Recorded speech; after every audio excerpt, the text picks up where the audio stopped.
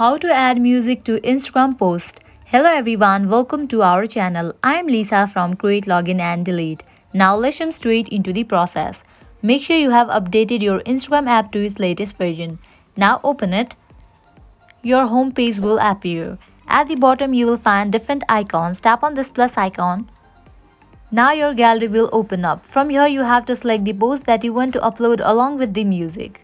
Or also you can click it. For now I'm just gonna select one of the posts from my gallery, this one. After you select the post, tap on next given at the top right corner. Now from here you can easily add effects and filters to the post and then tap on next. Firstly you can add a caption, likewise you can tag people and add your location. And you will find the option of add music. From here you can easily add any music to your post. Tap on the option of add music and here you will get lots of options to add different kind of musics.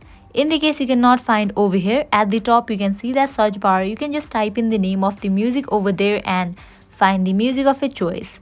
For now I'm gonna select this one music. After you select the music, from here you can just select the clip duration. You can set it up to 90 seconds. Likewise, by swiping on right and left, you can select the particular part of the music. And after you are done, tap on done. Tap on share.